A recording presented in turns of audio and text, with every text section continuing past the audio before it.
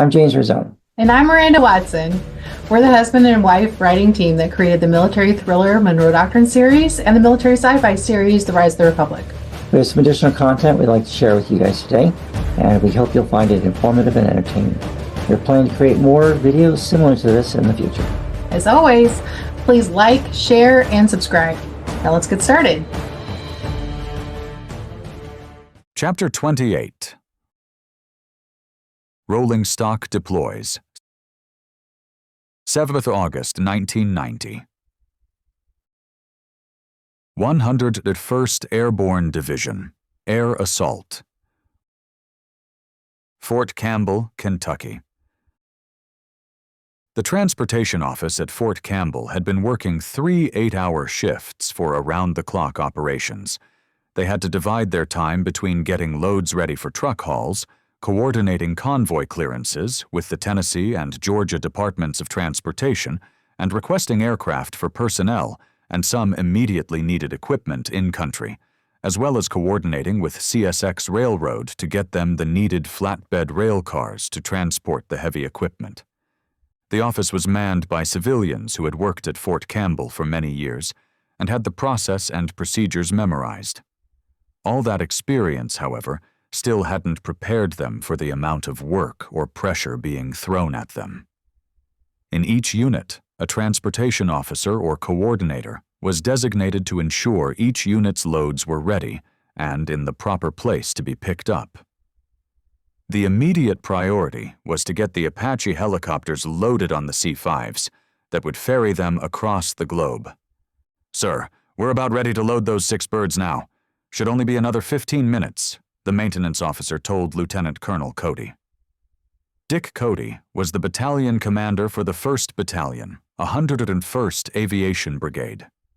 His aircraft were Apache helicopters equipped with 8 Hellfire missiles and a 20mm chain gun in the nose, as well as 2 9-shot rocket pods.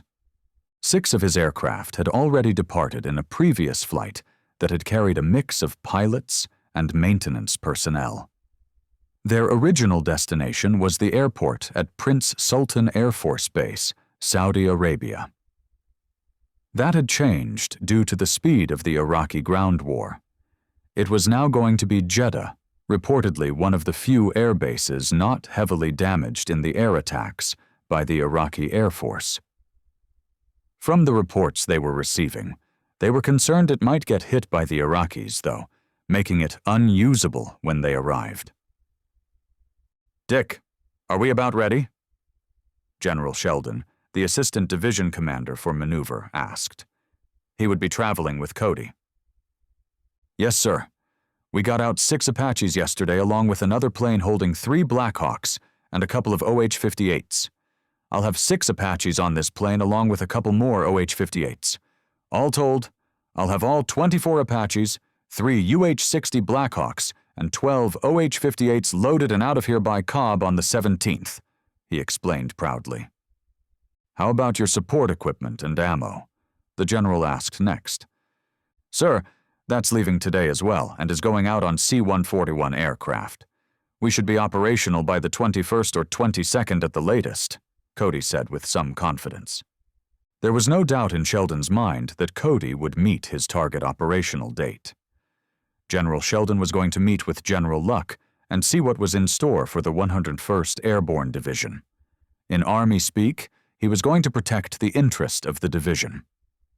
As the 82nd had already arrived, he didn't want the 101st relegated to just guarding the airport. On the other side of the base, equipment was being loaded onto rail cars. This included Conex containers and mill vans. Mill vans were the size and shape of a semi-truck and were packed with most of a unit's equipment, everything from batteries to lanterns to medical supplies. Even toilet seats were loaded, as some of the older guys remembered what it was like using slit trenches in Vietnam in the early days. Heavy equipment such as bulldozers and graders was being loaded along with artillery pieces. The need for rail transportation was so acute that the division commander had to get on the phone with the president of CSX Rail and discuss the situation. After that call, rail cars began appearing on the base in record numbers. In another area, trucks were being assembled for the drive to the port of Jacksonville. "Bill, have you got everything?" Colonel Cody asked his executive officer as he approached the 60 vehicles of his battalion. They were all lined up in the unit motor pool area. Each had gone through a detailed inspection for the trip. Each had the battalion crest painted in the window, so the vehicles could be quickly identified when it came time to retrieve them in Saudi Arabia or wherever they were going to be delivered. Bill was the convoy commander and had 2 soldiers in the cab of each vehicle. "Yes, sir. We're about ready to roll. Our SP time is 0900, and I figure it'll take 20 minutes for us to get on the interstate. From there, it's down I-24 to I-75 in Chattanooga and on to Fort Gilliam outside Atlanta for the night stop. We should arrive in Jacksonville around 1700 tomorrow night. I understand they have 3 buses laid on to bring us home as soon as we turn the vehicles over to the port people," Bill said confidently as all was ready. "I'll be in the lead vehicle and Mr. Woolley will bring up the rear with the maintenance vehicle and wrecker." "Have you got enough tow bars for the Humvees?" Colonel Cody asked. "Every 4th vehicle has one, and we have one for every other deuce and a half," Bill said. Why is the old man playing 20 questions? Bill was thinking. "Sir, you worried about something?" "Nah, I'm just concerned that we haven't had enough time like everyone else to get ready. We pushed hard to get back from West Point. We've had, 4 days to get the vehicles ready for this trip to Jacksonville, and we still have a lot to do here to get the guys ready as well. Hell, we got over 100 soldiers in over the summer that have never trained with their respective units. We need to get them in some live fire exercises. We need to get some of these new lieutenants in some live fire exercises too," Cody explained. "Sir, you won't be able to do that. You have no vehicles to get them to the ranges. Can't carry weapons and ammo in POVs," Bill pointed out. "Oh yeah? Watch me. We're commandeering POVs and I'll haul the weapons and ammo to the ranges in them if I have to. I will find a way. Hey, you best get going and have a safe trip," Cody said as he extended his hand to Bill. In the port of Savannah, Lieutenant Colonel Rich Piscall watched as his tanks were unloaded from the flatbed rail cars. The loading at Fort Stewart had gone smoothly, and this operation was going equally smoothly. As each tank was driven off the flat cars, a ground guide escorted the tank to the ro-ro ship to be loaded up. Ro-ros, or roll-on, roll-off ships, were either military or civilian ships normally used for transporting vehicles from one continent to another. In this case, they were being used to transport tank or mechanized divisions from the United States to the Middle East. Right now, Lieutenant Colonel Piscall had about 100 vehicles to get loaded up. As the ship could only carry 58 M1 tanks, the others would have to be loaded on another ship. Fortunately, he was able to get his entire wheeled vehicle fleet loaded on this one ship. "Morning, Colonel. How goes it?" a gentleman in civilian work clothes asked. He was wearing a hard hat and had on a fluorescent orange vest. "Morning. How are you doing?" Colonel Piscall said, looking over at the man. "Good. These your vehicles?" the man asked, with a lifted eyebrow at the number of tanks and assorted vehicles parked in front of the ship.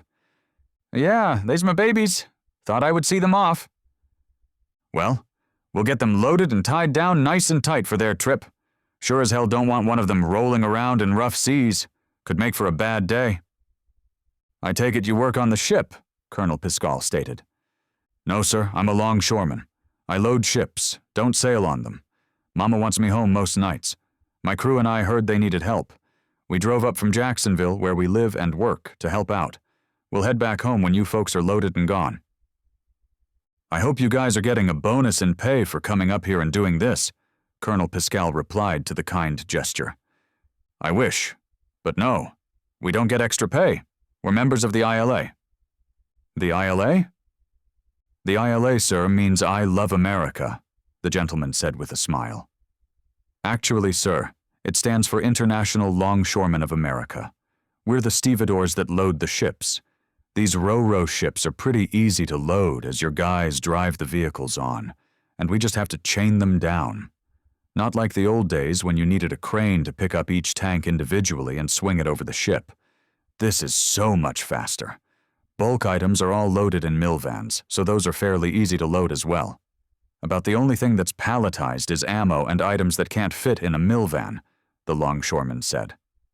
Mill vans don't go on this ship, do they? Colonel Pascal asked, looking at the upper deck of the ship. No, sir, they'll be loaded on another ship that'll be coming in tonight to start loading them. That one ship will take about half of your mill vans here, and another ship is due in the day after tomorrow to pick up the other half. In the old days, it would take a week to load that much cargo. Now it takes about 24 hours from docking to departure. As he spoke, he was constantly watching the loading process and holding a small transmitter-Fosher receiver radio in his hand. Sir, I have to go. Seems we have a problem on the ship. You take care and good luck, the longshoreman said, heading out toward the ship at a brisk walk. The same scene was playing out in Galveston, Texas, as vehicles from the 3rd Armored Cavalry Regiment from Fort Hood began to arrive in the port area. Another civilian ro-ro ship had been quickly contracted and positioned to receive the vehicles. The 3rd Armored Cavalry Regiment was the reconnaissance element for the 18th Airborne Corps. Although their vehicles were being loaded and the soldiers alerted for deployment to the Middle East, no one was sure where in the Middle East they were going. They would find out soon enough. 4th Marine Expeditionary Brigade Headquarters, Camp Lejeune, North Carolina. Every logistician's worst nightmare was unfolding at the 4th Marine Expeditionary Brigade Headquarters. They'd been given their deployment orders less than 24 hours ago, and as things stood right now, there was no way in hell they were going to make their deployment schedule. Amphibious Group 2, Fib Jaru 2, which was designated to provide the transportation, could only muster 9 amphibious ships instead of the 24 needed to move the entire MEB. They'd quickly figured out how to acquire 4 more, but that was still going to leave them 11 ships short. Major Garcia was standing practically at attention as he tried to explain what was going on to the colonel on the other end of the phone line. Sir, I know we were told we would have the MV American Eagle container ship for this move, but it's been diverted to the Army. Holding the hand receiver away from his ear as the colonel shouted for all his worth, as if it would somehow change their current situation, Major Garcia thought, "Thank God I'm not in his office right now." Major, do you understand that without that ship, we're not going to be able to deploy the 4th MEB without sufficient forces or supplies to sustain itself? Do you understand that? The colonel screamed. Yes, sir, I do, and I'm talking to Military Sea Command about getting us a replacement ship right now, he replied, attempting to calm the colonel down. We should have an answer by the 16th, sir. There, that should make him happy. The 16th? The first ships sail on the 17th, for Christ's sake. You get on the phone and tell those people we need the damn ships now. I guess I might as well give him the rest of the bad news now, Garcia thought. Sir, we have another problem that you should be aware of as it's going to affect the loading.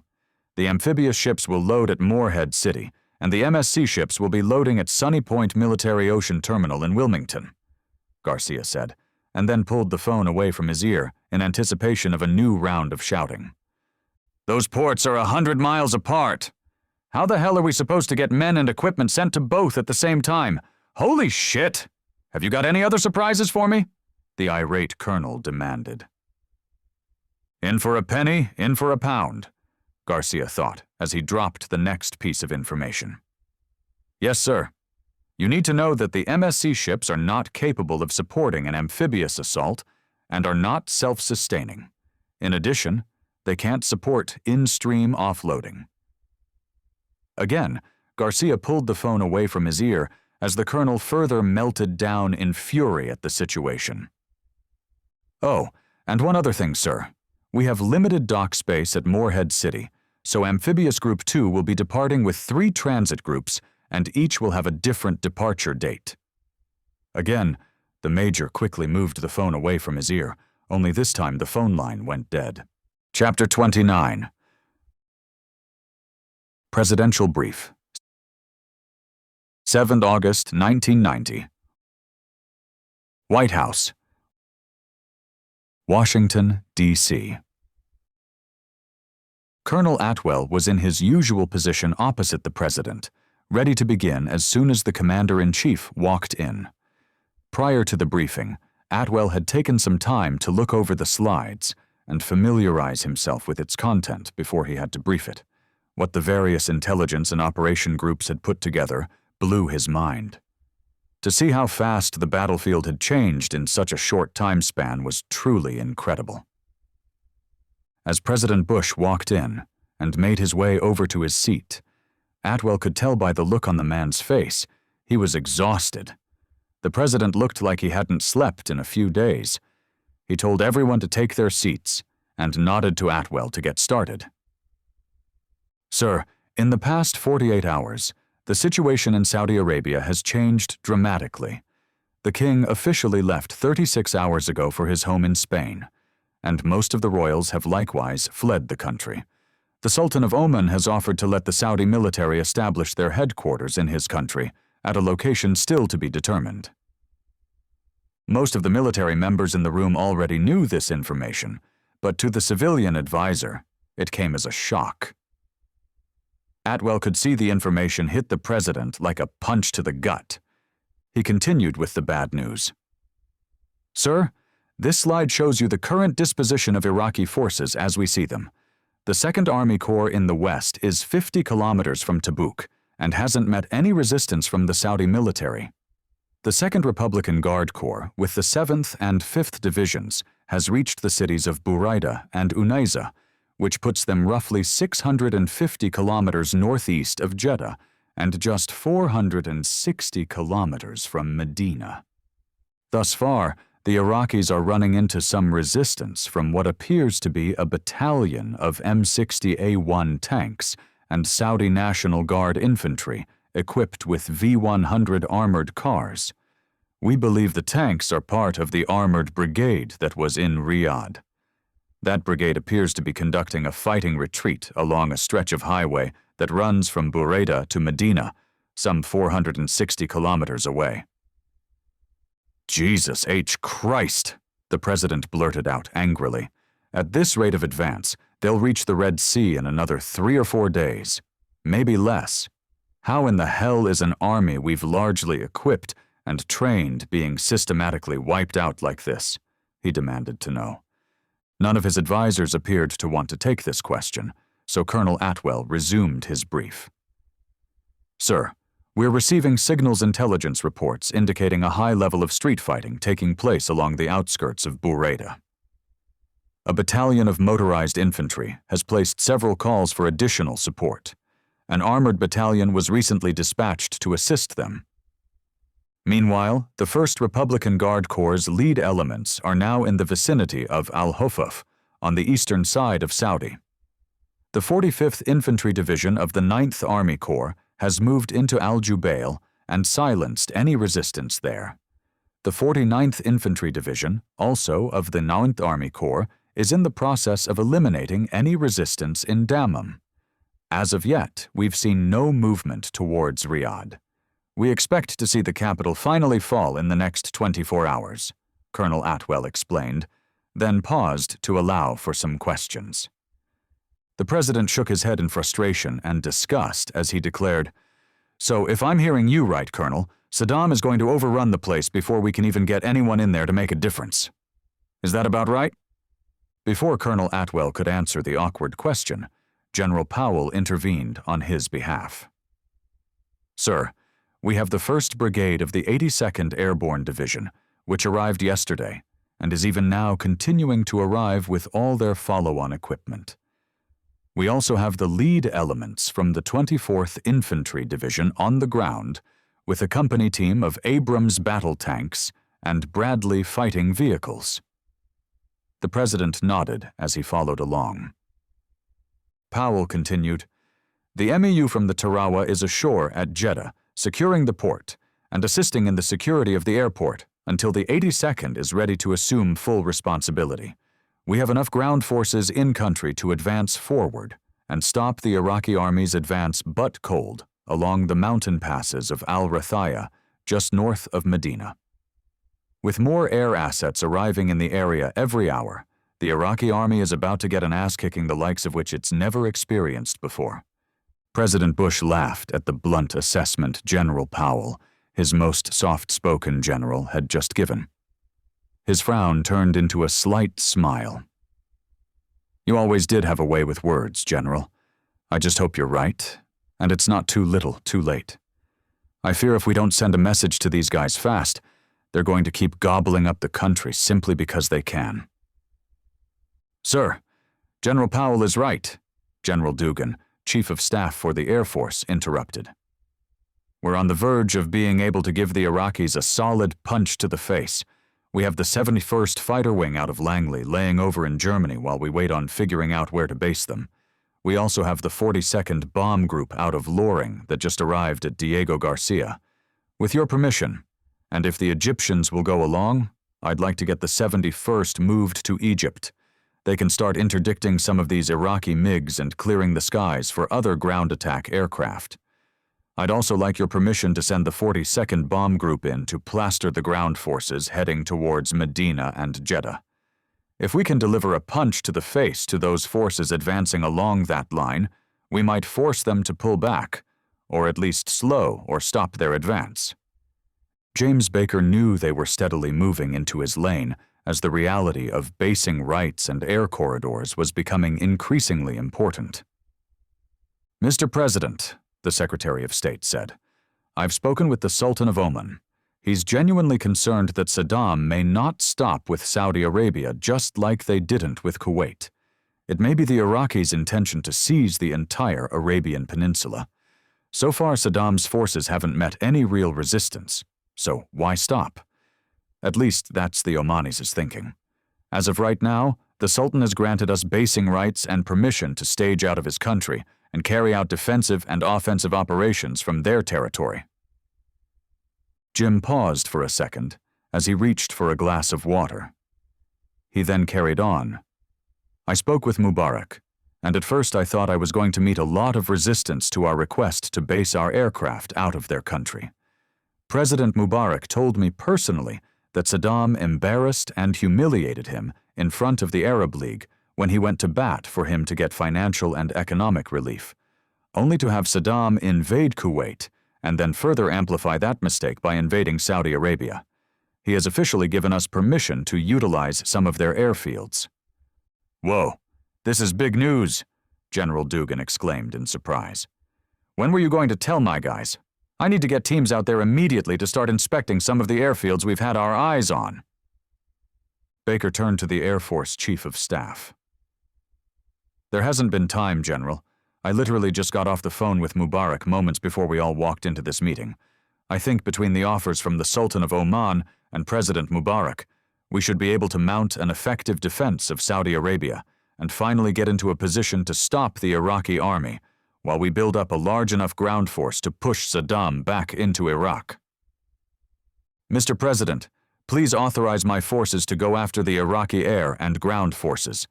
I believe it's highly likely the Republican Guard is going to go after the UAE. I'm all but certain Saddam is going to move his forces there next and gobble them up. Remember, Saddam has a score to settle with them as well. It was originally the Kuwaitis, the UAE, and Bahrain that refused to clear their debts from the war with Iran. My hunch says they're going to exact their revenge on them next, the Air Force Chief said forcefully. Damn. Do you really think he's going after Abu Dhabi and Dubai as well? All over their unwillingness to forgive his war debt? The President asked, in shock at how quickly things were unraveling in the Middle East. Sir, it's our opinion that he's going to go all the way short of Oman in the Arabian Sea, to the Red Sea in the west, Mr. Scowcroft said.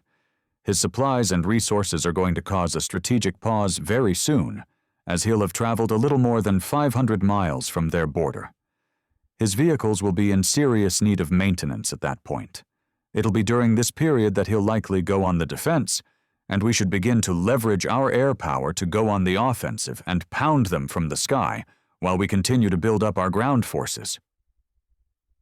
The President sat back in his chair and absorbed everything being thrown at him. He wanted a moment to digest everything before he started throwing more questions out there. The Soviets are at the end of their rope. Why would they be propping up the Iraqis? What game are they playing? What other nasty tricks have they given the Iraqis we haven't found out about yet?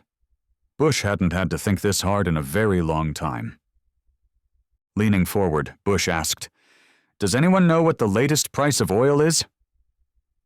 The question caught everyone off guard. No one initially knew, which meant one of the aides had to leave and find out. While he was gone, the steward refilled everyone's coffee cups and the pot for the room. The kitchen staff also brought in some breakfast sandwiches. A moment later, the aide returned. "Sir, prior to the invasion, a barrel of oil was hovering at $23. Since the start of hostilities, it's shot up to $37. Damn, if he does grab Bahrain, Qatar, and the UAE, it'll likely push the price of oil well above $50 a barrel.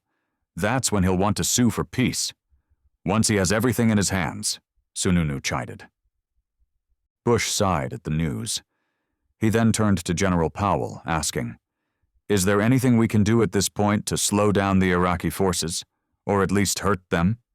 Like maybe we hammer him with some Tomahawk cruise missiles or some precision-guided attacks?" "Sir," Admiral Kelso chimed in, "we have one carrier group in the Arabian Sea that could launch strikes, but we have no contact on the ground that could direct the strikes. There are some special forces teams with the fleet. We could insert them if we knew where to put them. If we had contact with some Saudi forces or someone that could direct the strikes, that might help. I'd also like to move the Eisenhower out of the Med and get the 6th and 5th Fleets moved into the Red Sea." Cheney tapped the Admiral's sleeve. "Get with me after this and let's make that happen." General Vuano was looking through some papers. "Sir, the 7th Special Forces Group has a team training with the Omani forces along the border with Yemen from prior to this mess with the Iraqis. We could pull them and insert them in Iraq or Saudi to adjust airstrikes. We just need to have CENTCOM direct SOCOM to make the move," he explained. "Let's run this by the Saudis and see if they'll buy into it. If we can, then let's insert them where General Schwarzkopf thinks they'll do the most good and have them work with the Navy and that bomber group out of Diego Garcia to start hitting these guys. Let's see if we can't get our aircraft in Incirlik into the fray to throw the Iraqis off balance as well," the President said as he looked at Mr. Baker. "I'll get with the Turks and get that cleared," the Secretary of State replied. The President then asked, "What has General Schwarzkopf asked for?" At this point, he's asking for the forces identified in OPLAN 1288, which include the 18th Airborne Corps, the full 82nd Airborne, and the 101st Airborne, and he wants them in the Jeddah area. In addition, he wants the 24th ID and the 3rd Armored Cavalry Regiment to set up shop in Oman, as they aren't going to get there for 2 weeks, at best, and he wants to see how things flush out. He also wants those 3 divisions supported by the Marine 1st and 2nd Divisions. He's also asking if we're going to get any friendly nations to assist as well, and if we are, to try and position their forces in Oman. That's where he said our forces will likely break out from when it comes time to remove the Iraqis and throw them back into their own country," Powell said as he looked at Mr. Baker, and then the President. I think we'll get aid from the British and Canadians as well as the Egyptians. I'll certainly ask the French and any others, but I wouldn't hold out any hope for their support," Baker answered. "Those requests will go out by close of business today." "Okay, we have the warfighters identified. Now how about the supporters? How do we move these forces and supply them? This is going to be a monumental move," the President stated. "The pre-positioned ships in Diego Garcia sailed this morning. In 4 days, they'll be off the coast of Oman and ready to go ashore and start the offloading process. We have 6 ro-ro ships that are in ports on the East Coast. We can begin loading them as soon as we've identified which units to load first. The 24th is already in the port area, with Barry McCaffrey screaming to load. Other ports are Newport News, Jacksonville, and Galveston, as well as Beaumont and Houston. Ammunition is loaded out of Sunny Point, North Carolina. Bulk container logistics can be loaded out of New York and New Jersey. Container ships are available as well, but the ro-ro are going to be the fastest to load. Transcom has no units assigned, but can request units to meet the needs of port operations as well as rail priorities. Moving bodies can be accomplished by activating the Civilian Air Reserve, Mr. Cheney explained. What's the Civilian Air Reserve? The President asked with a raised eyebrow, not having heard of this group before. Sir, that's a fleet of commercial airlines that we have contracts with to provide planes and crews to the DoD in times of national emergency. Just about every major airline has committed a certain number of planes to this fleet, as have several charter companies such as Tower Air and Trump Air, to name two. If you recall the Gander crash, it was a charter jet from Aero Air. They've been excluded from the fleet since that crash, Mr. Cheney said. Sir, in order to pull this off, we're going to need to activate some reserve and guard units. Most of our seaport operations are carried out by 22 Port Management Reserve units. They work with the seaport managers and arrange the order of loading and scheduling, as well as the go-to units that are deploying, and help get the loads organized. There's no way around it. We're going to have to call them up. In addition, we'll need to activate a lot of the Air Force Reserve units. They'll be needed to augment the active force as we begin the process of deploying our fighter and bomber squadron's assets. I know this may sound like a lot of forces, but I recommend we initiate a presidential call-up of at least 100,000 National Guard and Reserve forces. The President lifted an eyebrow at the number. Really? You think we need that many? Before this is over, Mr. President, you'll be looking at a partial mobilization of somewhere around 1 million for a 2-year period, Mr. Scowcroft clarified. General Powell quickly interjected. Mr. President, this is about to become the largest deployment of American forces overseas since World War II. It's liable to be bigger than Korea and certainly larger than Vietnam. The President grimaced at the mention of Vietnam. The country was still recovering from that war. He sighed and nodded. All right, but before we start calling people up, I'm going to have to brief congressional leaders and get them on board with this action. John, he said, turning to Sununu, set up a meeting for them in my office as soon as possible, tomorrow at the latest. Yes, sir, the Chief of Staff said, and wrote down some notes. All right, gentlemen, let's get with it, the President said as he stood. The meeting was over. It was now time to move the country to a war footing and begin the process of preparing the country for what was about to come. Chapter 30. The Battle of Buraida. 7 August 1990. 2nd Republican Guard Corps. Buraida, Saudi Arabia. Colonel Jasmine Nasser was a battalion commander in the 7th Adnan Motorized Republican Guard Division. He commanded the 1st Battalion, 11th Brigade, and his was the lead battalion for the division at this point. He had pushed his scout platoons out early in the morning to gather information on what they might be facing as they moved towards the city of Al-Majma'a, the next major city they needed to pass through before they entered Riyadh. But so far, he hadn't heard anything from the scouts since they had reached the outskirts of Al-Majma'a. That was not like his scout platoon leader, First Lieutenant Muhammad al-Tikriti. As Colonel Nassar's vehicles began to roll up on the town and the palm orchards at the outskirts of it, he now understood why he hadn't heard back. The smoldering vehicles with burnt and charred bodies told the story of what had happened.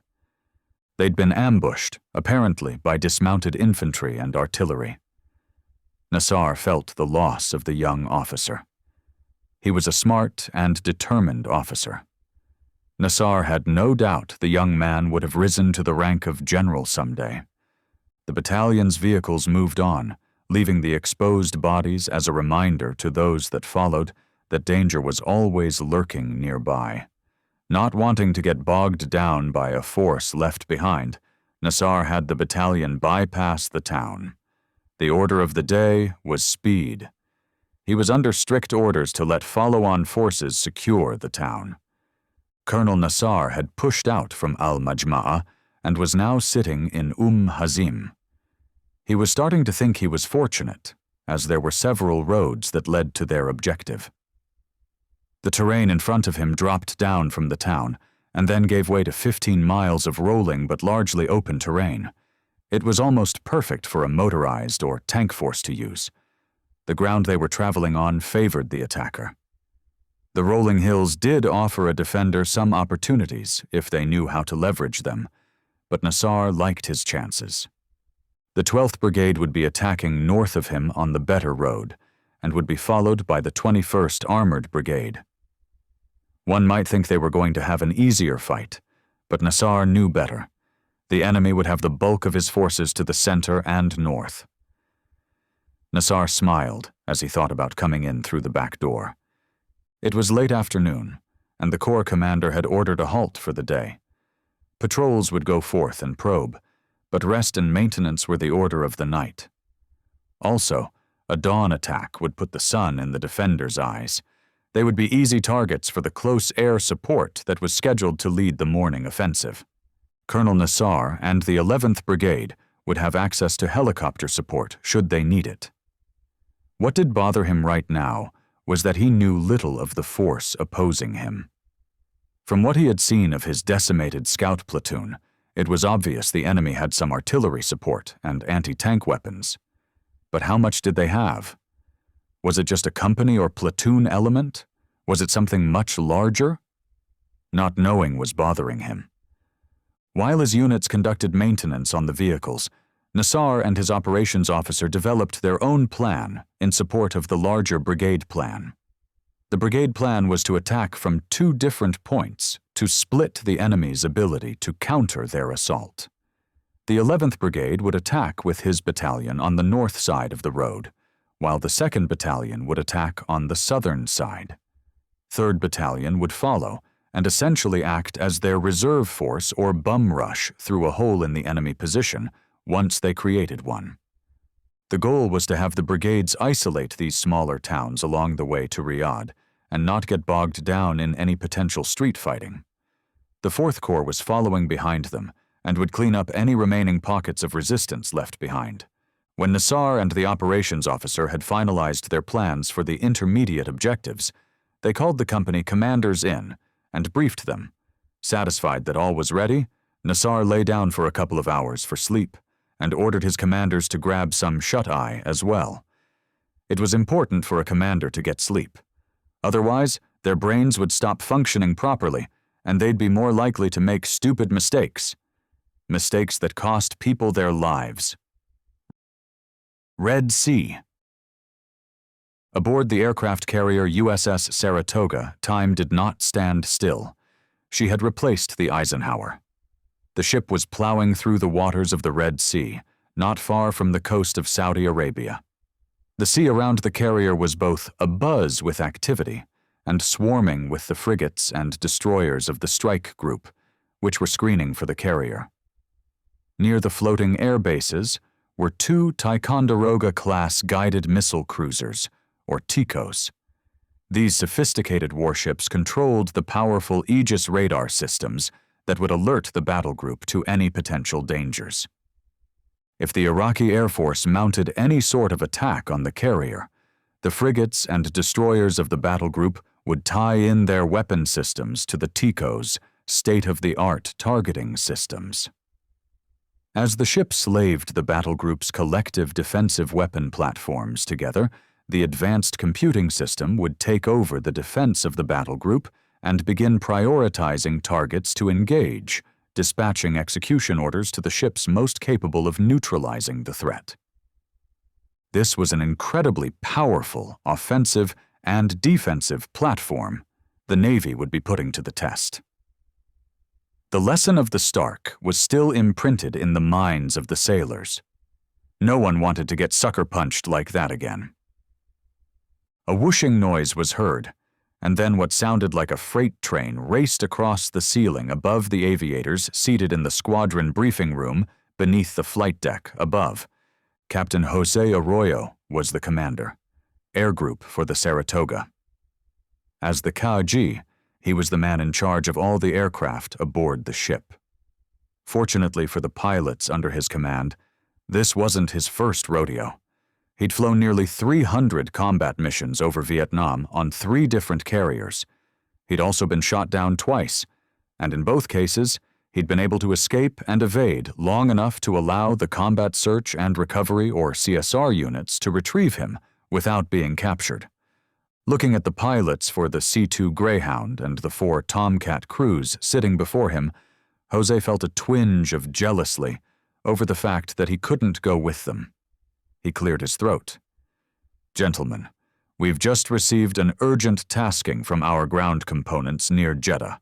Apparently, the Saudi ground forces are getting steamrolled by the Iraqi army, and we've been tasked with doing something about it." The CAG turned to look at his Greyhound crew first.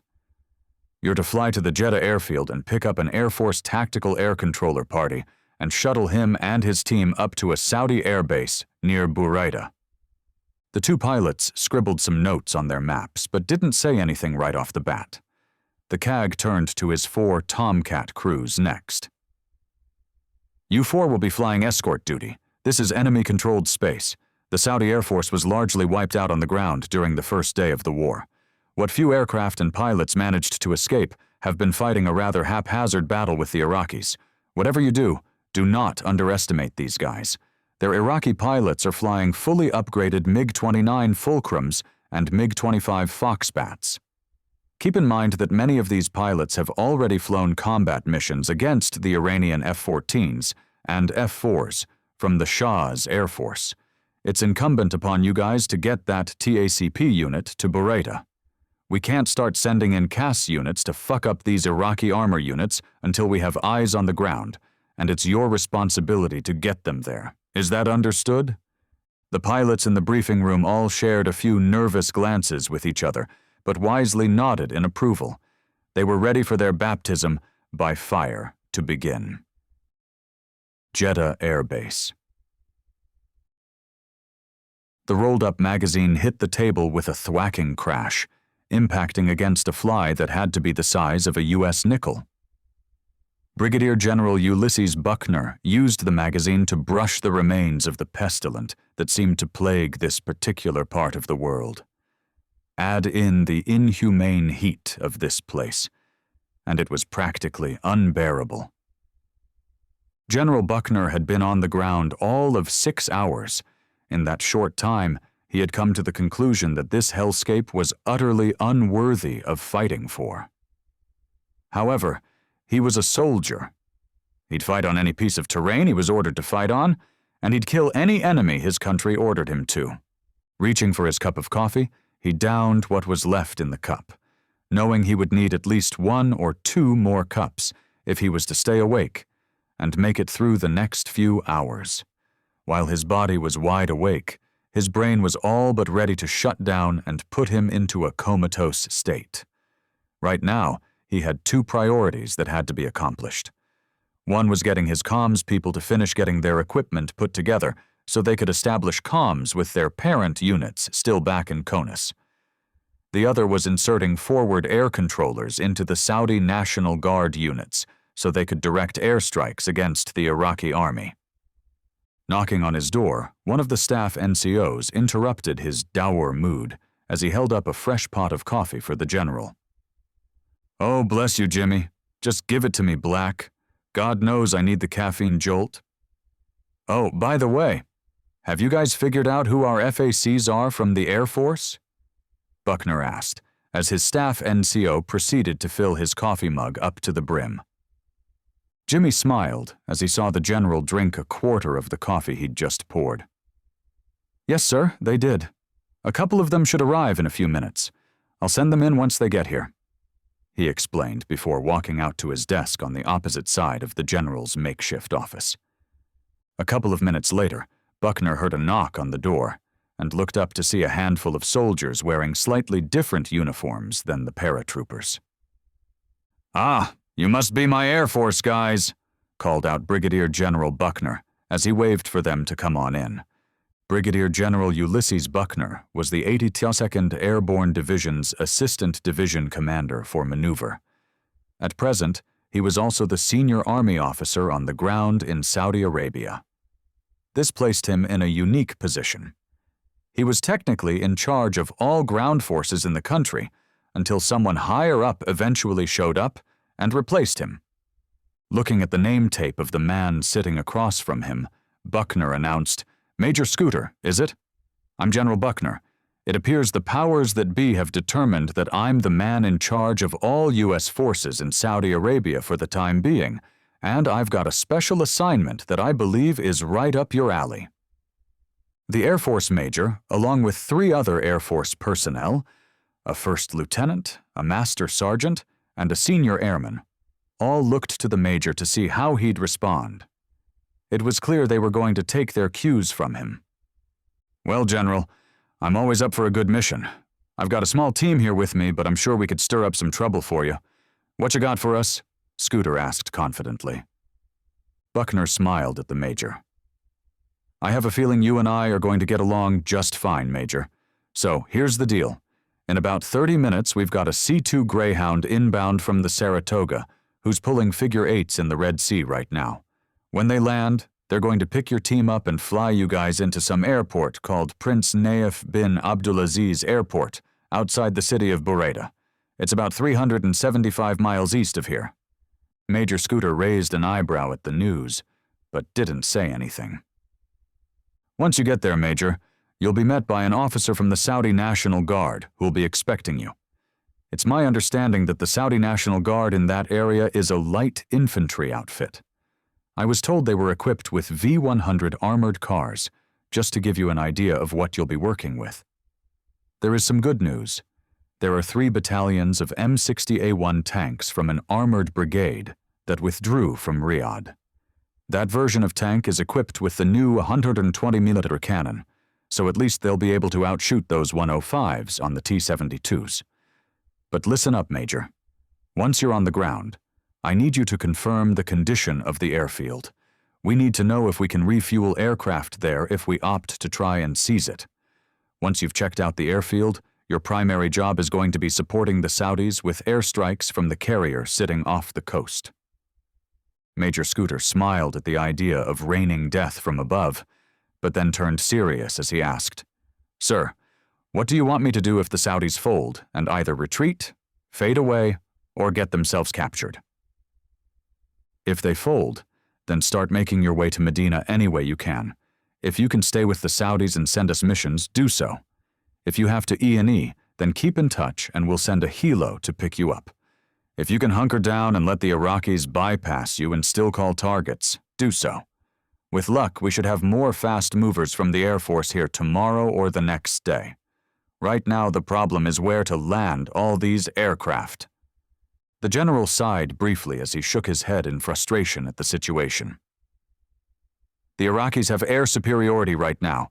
We've got the Navy coming in with low-level attack aircraft, A-6 intruders, but they're going to have to be on their toes as the Iraqis apparently have some pretty competent MiG pilots flying around the area. Until our Tomcats and Eagle drivers are able to sweep the skies clear of them, any airstrike we call in will be going up against a contested airspace. So I've given you a lot of information and basically told you what we're looking for from you. Do you have any other questions or things you want me to clear up before we send you on your way?" General Buckner asked. Major Scooter smiled and shook his head no. He'd trained for missions like this. He was a former F-4 Phantom pilot, so he had a good idea of what the pilots would be going through, and he knew the capabilities of the aircraft he'd be calling in for support. "All right then, let's get you loaded up and on your way." General Buckner stood and held his hand out for Scooter and his team. The 5 of them shook hands, and the airman left his office to grab their gear and get a move on. Major Lane Scooter watched the C-2 Greyhound taxi towards them and eventually come to a stop. The pilot turned the engines off, while a couple of ground crew ran towards the vehicle. They went about the process of getting the aircraft refueled and ready to get back into the air. Turning to his guys, Scooter called, "Come on, let's get our gear loaded up and ready." While they were loading their gear into the aircraft, one of the pilots came up to him. "Major Scooter, I'm Lieutenant Price. Is it just the 4 of you we're transporting?" "Yeah, it looks that way. There were supposed to be some additional TACPs, but they appear to have been snatched up by some of the ODA teams. So, yeah, it's just the 4 of us. One of the ground crewmen gave them a thumbs up as he detached a fuel hose. Looks like we're ready to get back into the air. Why don't you get your team strapped in and we'll get going? I need to let our escorts know we're getting back into the air. They were topping off their tanks nearby. Hopefully we won't run into any enemy aircraft. When everyone was on board the aircraft, they proceeded east-northeast for 375 miles. The airmen got comfortable in the airline-style seats, which faced backwards with a 5-point restraining harness, and even tried to grab some sleep. Flying at midday and just above the ground for most of the time didn't exactly make for the smoothest flight. The heat radiating from the surface back up into the sky caused the aircraft to encounter some unique turbulence. Eventually, they found the airport they were looking for. Major Scooter breathed a sigh of relief as the pilot lined up to land. They'd managed to make it to the airport without encountering any Iraqi fighters along the way. Near as Scooter could tell from the pilots, the escorts hadn't encountered any MiGs either. That was a good sign as far as Scooter was concerned. The last thing he wanted was for the ground attack planes he was going to call in to get nailed along the way. When the Greyhound eventually landed, they taxied over to one of the hangars, where they spotted a pair of V-100 armored cars. Once the aircraft stopped moving, they lowered the rear ramp and started getting out. Major Scooter tossed his ruck out of the plane and let it thud onto the tarmac. The others did the same, and in a few moments, they had their gear off the aircraft, ready to go. A couple of Saudis came towards them. They looked like aircraft ground crewmen. One of the Navy flyers got out and tried to talk with them. Hey. While the flight crew was getting the plane ready to head back to Jeddah, the master sergeant and the lieutenant went about checking the runways, the taxi ramps, and the nearby buildings. They also tried to communicate with the Saudi ground crew. Luckily, one of them spoke English. He was able to answer a lot of their questions about the airfield's capabilities. For whatever reason, the Iraqis had left it alone. Major Scooter made sure their initial assessment of the airport was hand-jammed and sent back with the aircrew to General Buckner. If the 82nd wanted to take the airfield once the rest of the division showed up, then he'd have done his part to aid in its capture. At this point, a Saudi soldier had walked over to them, extending his hand. "Hello, I'm Colonel Faisal from the Saudi Army. I had spoken with Brigadier General Buckner. He told me he was sending a couple of forward air controllers who would be able to call in American airstrikes to support our own forces," he said in fluent English. Major Scooter smiled as he shook hands with the Saudi colonel. For the life of him, he couldn't figure out how the guy spoke better English than half the officers and enlisted airmen he commanded. "Hello, Colonel Faisal. I'm Major Scooter, the man in charge of the team General Buckner told you about. It's good to meet you. This is the rest of my team," he said, introducing the other 3 members. "Perhaps we should go meet with your commander and figure out how we can best help you guys," Scooter added, seeking to take charge of the situation and get things moving. His guys reached down and grabbed their gear while the colonel motioned for them to follow him to one of the armored cars. "I agree. Let's get you loaded into the vehicles and head over to our command center. Things are a bit fluid around here. The Iraqis have been probing our perimeter all day. We anticipate another major push from them soon," the colonel explained as the group set out towards a building on the far side of the airfield. "Colonel Faisal, if you don't mind me asking, where did you learn to speak English? It's very good." Chuckling at the question, Faisal explained, "Actually, I attended your Army infantry school at Fort Benning and then airborne school before I went on to your helicopter flight school at Fort Rucker." "Wow, when was that?" Scooter asked. 1975 and 76. I bought a house while in Columbus, Georgia. My wife and I make a habit of spending our annual leave there. We're both working on improving our English and making sure our kids learn the language as well." Once their vehicles arrived next to a compound adjacent to the airfield, they parked and everyone got out. Major Scooter noticed a few brand-new Toyota pickup trucks parked nearby as well. Inside the building, a handful of Saudi officers were waiting for them, as they stood around a table with a city map spread out on it. Scooter walked up to the map and saw it was marked up with the known positions of the Saudi infantry units and the locations of several tank companies. It also had some Iraqi unit designations and rough locations. "Ah, the Americans General Buckner promised have arrived," Brigadier General Turki bin Bandar announced as he walked towards the 4 Americans. Major Scooter shook hands with bin Bandar, and they exchanged some brief pleasantries before the general got down to business. "Major, as you can see from the disposition of both my forces and the Iraqis arrayed before us, we have little hope of being able to stop their advance. At best, we can slow them down a bit and maybe buy a few more days. But ultimately, they are going to break through." The general then pointed to a couple of terrain features on the map. The 425 highway is essentially a run around the cities of Burayda and Unayza to the south, with a river that separates the two. I've ordered my engineers to rig the bridges to be blown when we have to withdraw. I've also ordered some of my other units to establish additional ambush points along the major roads leading to Medina and Jeddah. So right now I'm focused on trying to buy those units additional time to get those ambush points readied. What I'd like to know, Major, is what kind of aerial support can I expect to receive from the Americans? And what are your thoughts on how we can slow or even stop the Iraqi advance? Major Scooter looked at the map as he thought about the situation. The general wasn't wrong. They were in a tough spot. He was facing multiple divisions with nearly an entire corps' worth of motorized and mechanized forces not far behind them. He had no friendly air support to count on, and still had to deal with enemy air. Looking at the general, he replied, "Well, first things first. We need to gain air dominance. Then we can start hammering the Iraqi formations. I'm going to work with the Navy on establishing air cover over the battle space.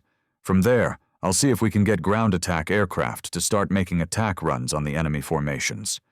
What I'd like to do is place one of my airmen with each of your battalions. This way they can start identifying what's specifically needed in their box. I'll stay here with you at your headquarters and work on acquiring the needed air assets and then assign them to the individual boxes." Major Scooter then turned to Colonel Faisal. "Sir, does your artillery have FASCAM or RAMS ammunition? If your artillery units are equipped with American hardware, they should." "We do use American artillery. I'll get with the battalion commander and find out," Colonel Faisal said, and turned to a major standing near him. They exchanged words, which Scooter didn't understand, but figured they were probably working on finding him an answer. "Colonel Faisal, the reason I'm asking if your artillery uses those specific types of rounds is because they can be used to lay anti-personnel and anti-tank mines. What we want to do is start saturating some areas with them to prevent the Iraqis from attacking you wherever they want. Our goal is to funnel them into specific kill boxes, where your forces will be able to capitalize on your defensive positions. While you work on seeing if they have that kind of ammunition, I'm going to have Master Sergeant Rice work with you on where we want to employ them. Senior Airman Bottoms and I are going to get with our higher headquarters and start identifying what kind of air support we can get on the way here," Major Scooter announced. For the next 2 hours, Major Scooter started lining up a series of airstrikes that would start around 2100 hours this evening and carry on throughout the night. The USS Saratoga would maintain a continuous flight of F-14 Tomcats on station to keep the skies clear and engage any Iraqi fighters that tried to interfere. Next, a squadron of A-6 Intruders and F-18 Hornets would give it a go. He'd even been able to line up a single B-52 strike that would carry out a large carpet bombing mission along the main highway the Iraqi Army 4th Corps was traveling down. 3rd Squadron. King Khalid Military City, Saudi Arabia. Major Vitaly Popkov kept his MiG-29's radar off as he guided his fighter towards what the ground radar unit had identified as a flight of American B-52 bombers. For the life of him, he could not understand why the Americans had chosen to involve themselves in what was clearly an Arab conflict. And then to be so brazen as to think the Iraqi Air Force wouldn't be capable of defending itself. 30 minutes ago, his flightmates had been sitting in their day room at the newly acquired King Khalid airfield when their commander, an Iraqi colonel, had walked in and said they had an emergency mission. When the briefer had said the radar station out of Prince Sultan Air Base had identified a flight of 4 B-52s heading towards Saudi airspace from Yemen, they couldn't believe their luck.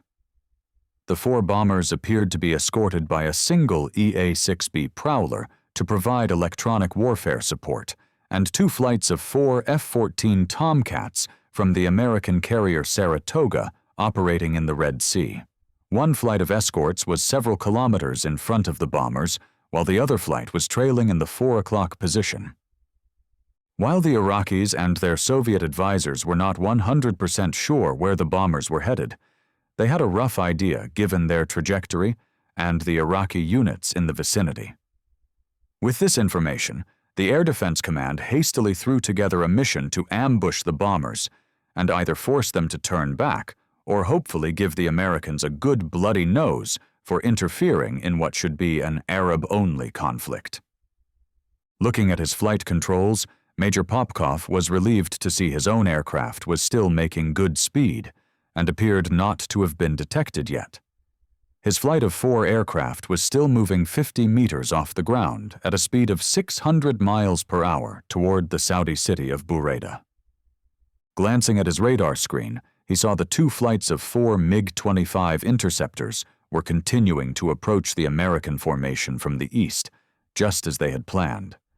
One set of MiGs was going to approach the Americans from an altitude of 65,000 feet at a speed of roughly Mach 1.5. This would position the flight nearly 10,000 feet above the maximum ceiling of the Tomcats and would allow the Foxbats to dive down in an attack formation on the Tomcats and the bombers they were protecting. The second set of MiGs was approaching from an altitude of 15,000 feet at a speed of Mach 2.5. The goal in this maneuver was to force the defenders to split their force up to go after the dual threats. Both flights were being guided towards the American aircraft by multiple ground radars, leaving the MiGs to fly with their own search radars off until they were within range to use their own missiles on the Americans. This would hopefully allow them to get in close before they'd be detected.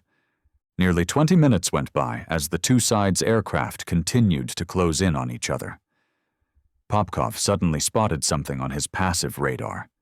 At the far edges of his scope, he detected the blip of what was probably an American AWACS aircraft. At first, he wasn't sure if it was an AWACS. It was performing like one, but the electronic signature was slightly off from that of an American E-3 Sentry, the ones the U.S. Air Force typically flew, and that he was used to spotting over West Germany. Then it dawned on him. If these bombers were being escorted by Navy aircraft, then chances were this was a Navy AWACS, which would make it an E-2 Hawkeye, the Navy's version of the E-3 Sentry. Looking back at his radar scope, he saw the Tomcats had committed. One group had broken off to go after the high-flying group, while the other had dived down to go after the second group. The fight appeared to be on. On the radio, the Iraqis were chattering away. He couldn't understand Arabic very well, so he had no idea what they were saying. All he knew was the pilots were flying the mission exactly how they'd been told. Each group of 4 aircraft was being led by an Iraqi officer and a Soviet advisor. Of course, the Soviet advisors were technically in charge, but the Iraqis had learned to trust their Russian friends. They should, after having spent the last 7 months relentlessly drilling with each other prior to the start of the war. Since Iraq was essentially a giant gas station, acquiring cheap fuel to fly maneuvers and practice a lot had not been a challenge. The Soviet pilots had taken full advantage of that. They'd put themselves and their Iraqi mentees through 2 to 3 hours of classroom instruction daily and at least 3 to 6 hours a day of flying.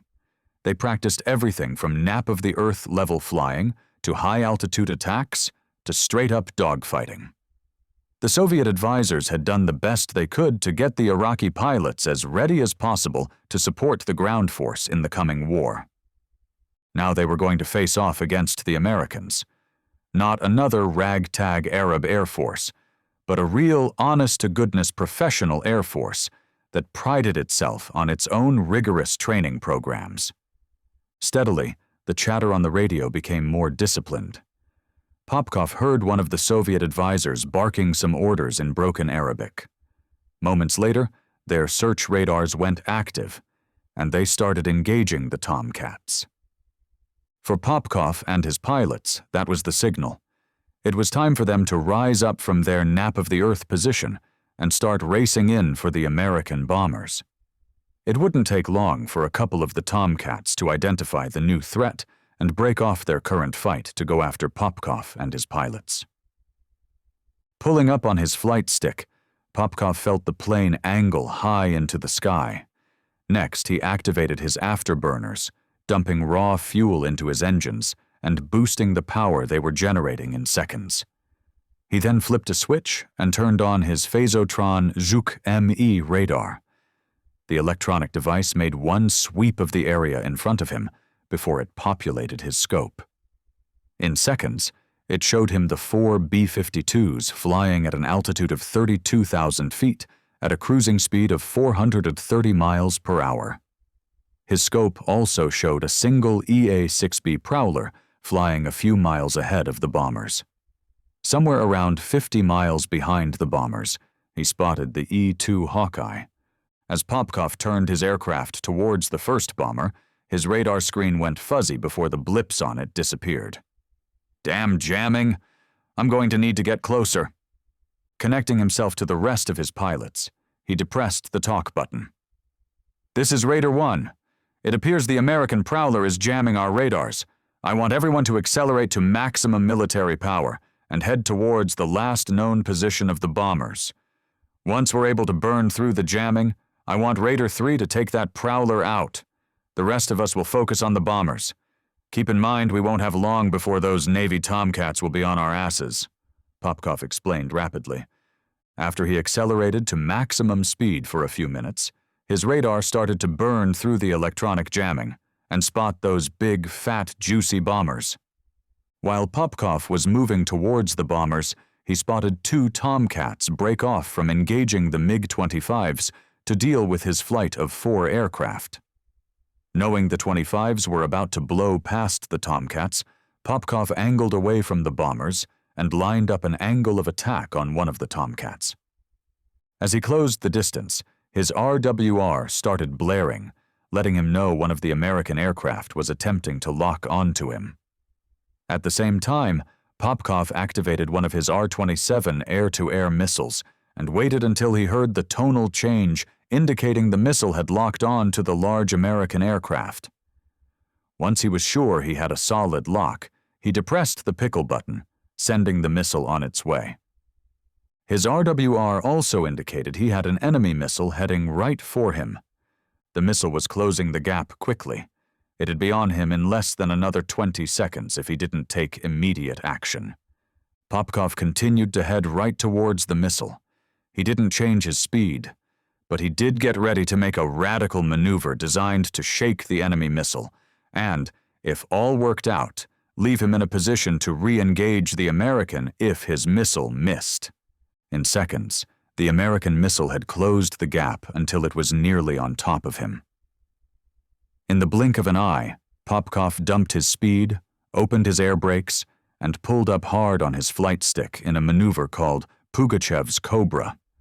While he was performing this maneuver, he released a chaff canister to further confuse the radar-guided missile. Popkov's aircraft's nose rapidly flared up as the plane stalled briefly, while the chaff canister deployed its thousands of tiny aluminum foils to distract and deceive the American missile. The missile flew right past Popkov's aircraft and into the ever-expanding chaff cloud before it exploded. Popkov then threw his aircraft back into the fight, lighting up his afterburner to get back up to speed and regain control of his now falling aircraft. The R-27 missile he'd fired at the Tomcat had missed its mark, but it had forced the American jet to break off his attack on Popkov. Lining back up on the American, he saw he'd now closed the distance to less than 15 kilometers. He continued to give his engines more power as the larger, more powerful American plane deftly tried to maneuver out of his way. Popkov flipped one of his R-73 missiles, letting the infrared seeker get a solid lock on the Tomcat before firing. He depressed the pickle button, sending the missile on its way. The American was no more than 7 kilometers away at this point, as he continued to turn hard into his position one moment, only to light up his afterburners the next moment and angle away from him. What the American pilot didn't appear to realize was that he'd just launched a heat-seeking missile and not a radar-controlled one. The afterburners were only aiding the heat seeker in finding him. Moments later, the R-73 got within the required proximity of its target and detonated. It blew a shotgun blast of hot shards of metal right into the right rearward engine of the large American fighter. The Tomcat's right rear engine blew out a puff of flame and then streamed thick black smoke as the pilot tried to stabilize the fighter while angling away from Popkov. Having injured but not killed the American plane, Popkov maneuvered his plane back in behind the Tomcat and flipped from his missiles to his guns.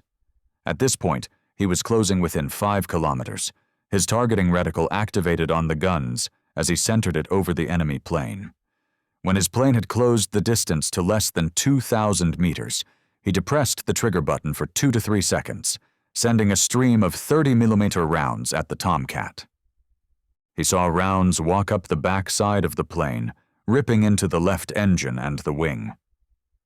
Popkov had intentionally turned his plane to angle the bullets away from the cockpit of the plane so as not to hit the pilot or his back seat.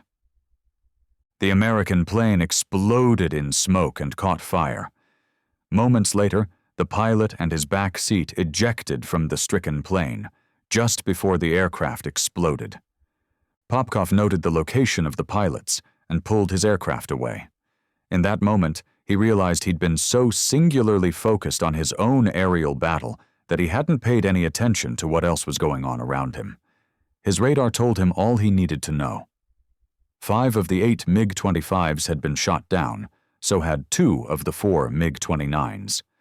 His radar also confirmed 3 of the 4 B-52s were downed, along with the E-2 Hawkeye and 3 of the 8 F-14 Tomcats. The rest of the American aircraft had turned away and were quickly leaving the battle space. The 3 Foxbats were heading home. Now it was time for Popkov to link back up with the only fulcrum left and head back to the King Khalid military city. They'd earned their pay today and shown the Americans that attacking the Iraqis wasn't going to be some walk in the park. 10 kilometers east of Burayda. In the hours before dawn, Lieutenant Colonel Jasmine Nassar moved his battalion out and started their movement to contact.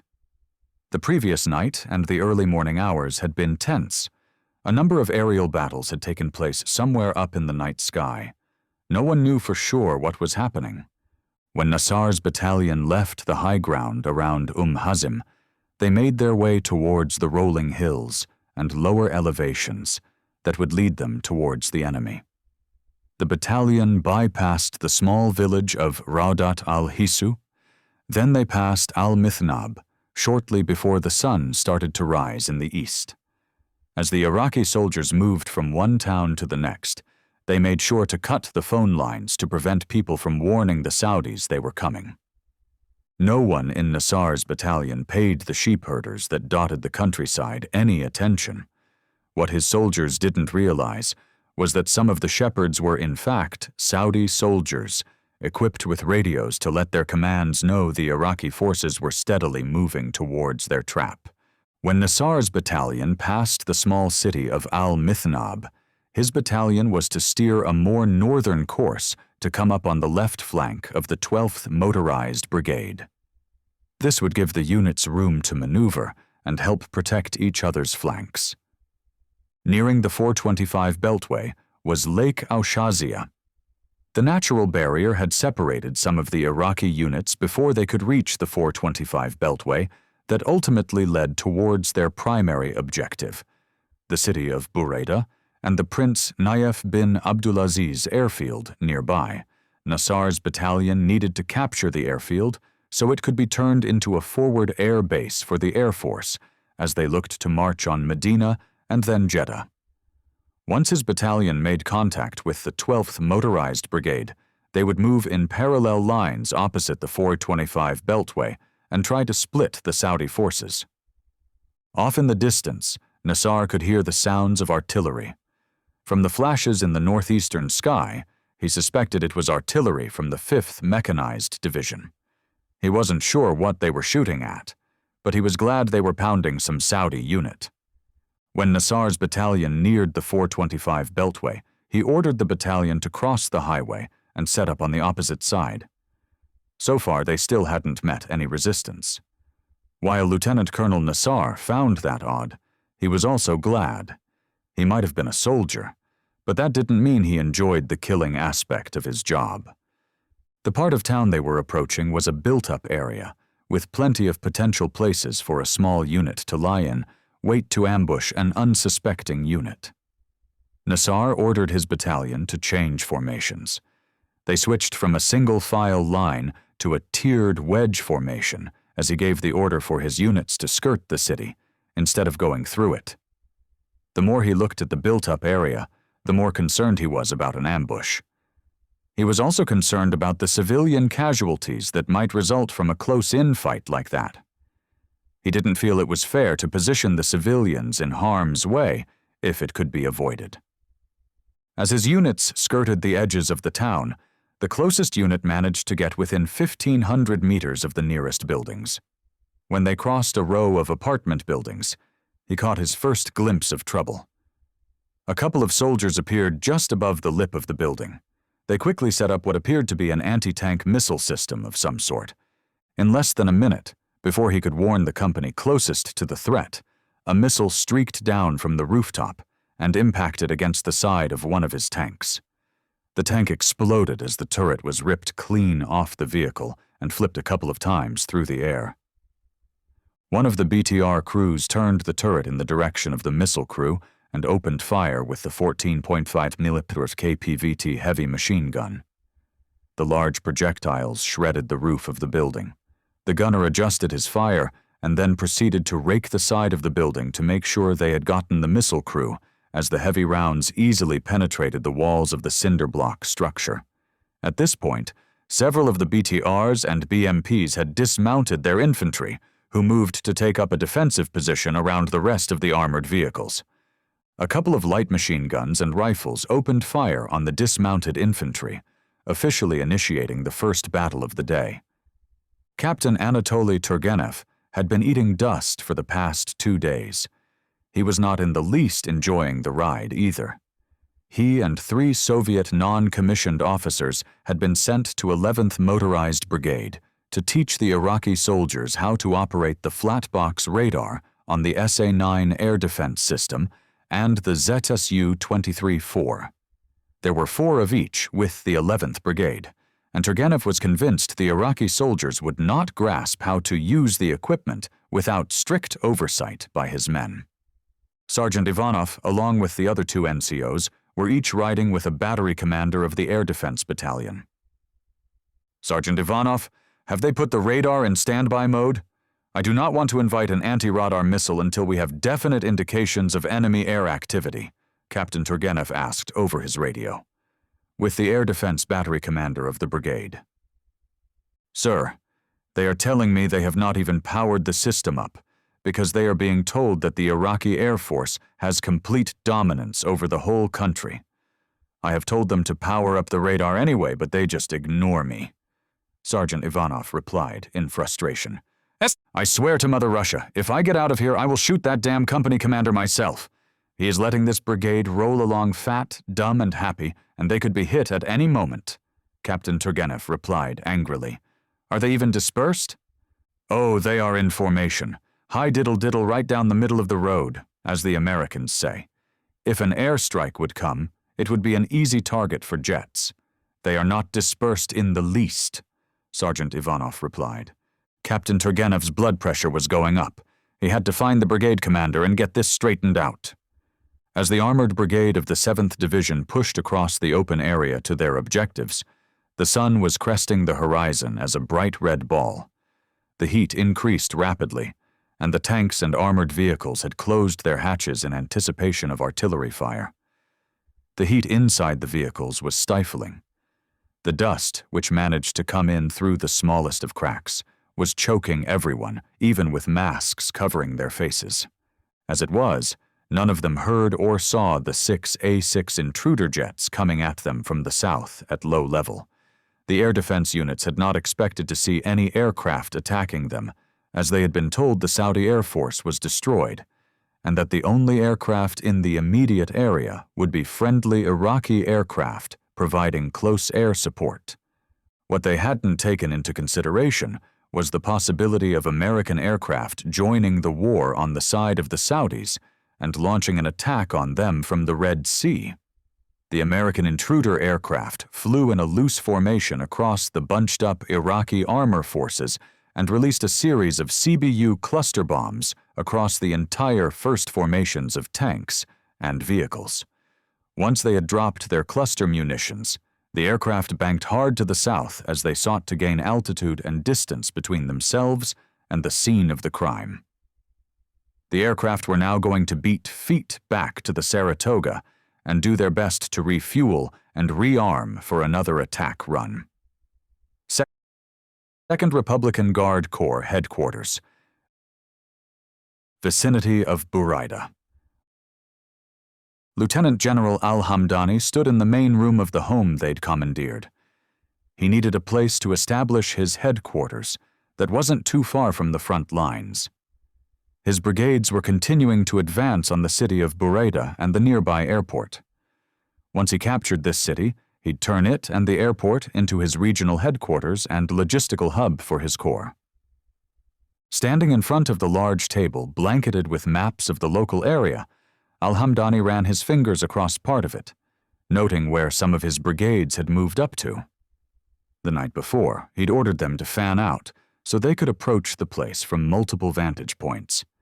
This would put a lot of pressure on the defenders to be in multiple places at one time. It also allowed his artillery battalion time to get their guns set up. "Good morning, sir," one of his staff officers said as he handed him a cup of piping hot tea. "Good morning, Major. Thank you for getting the tea going. It's going to be a long morning." It was still dark out. The sun was a couple of hours away from illuminating the new day. "I updated the map 20 minutes ago.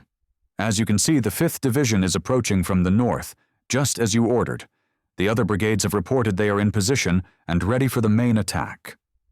The 4th Motorized Brigade is positioned to pivot and exploit any breakthroughs in the Saudi lines. Likewise, the 5th Brigade is ready in the south to engage the known Saudi positions. The battalion artillery is ready to support their advance as well. Right here, I've noted the 6th Brigade is being held in reserve. They're positioned near the Ring Highway, so they'll be able to move around fairly quick should the call for reinforcements come." General Al-Hamdani interrupted to ask, "What about the 4th Brigade? I heard they had encountered some sporadic gunfire on the southern side of Al-Hadiya." The major nodded. They did. The fighting wasn't long or intense. When I spoke with the commander, he told me the attackers consisted of a couple of anti-tank missile teams who'd positioned themselves on the roofs of some buildings. He lost a single tank and 2 BTRs during the engagement. They eliminated the threat and managed to take 11 prisoners. Al-Hamdani smiled and nodded in acknowledgement. "There is one report that just came in moments before you walked in. Colonel Faisal's brigade reported their first real sign of enemy resistance. They've started their probing attack just as you ordered. During their initial probes, they encountered a handful of what appeared to be M60A1 Patton tanks in a defilade position along the 425 highway. As Colonel Faisal's tankers moved to engage the Saudis, they were hit by a couple of volleys of airburst artillery rounds. A few of his tank commanders who'd been standing in their cupolas to spot for their gunners were unfortunately killed. The tanks buttoned themselves up and pressed home the attack, the major explained, recounting the first official battle of the day. Finishing off his tea, Al-Hamdani was eating the news up. He liked this particular major. He was a great staff officer and had a way of conveying the information in a succinct and precise way, but also in a manner like he was recounting a story. It kept your interest and made you want to hear more.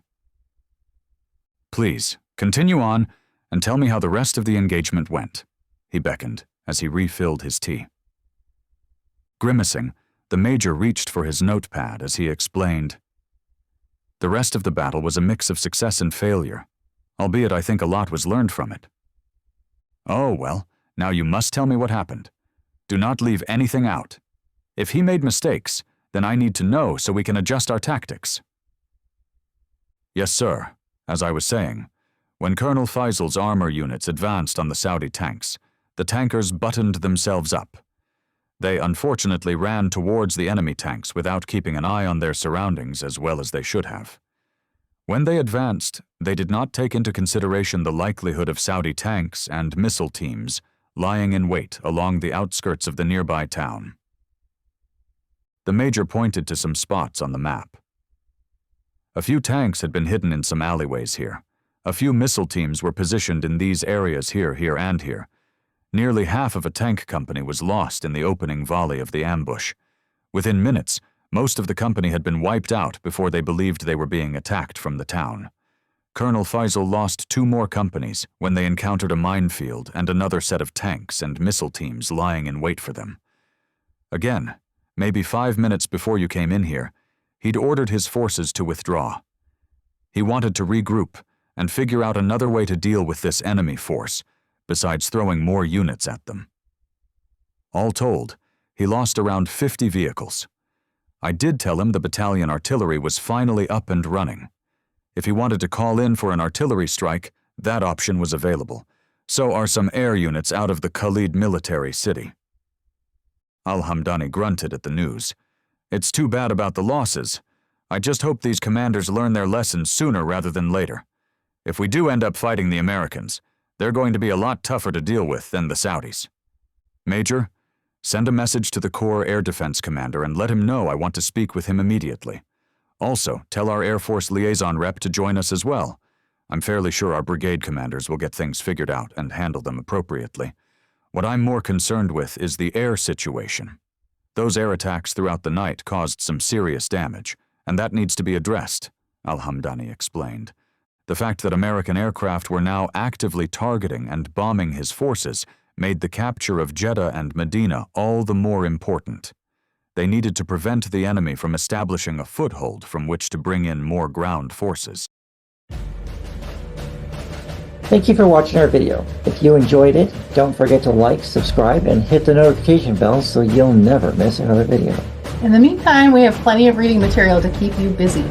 You can find it all on our website, frontlinepublishinginc.com.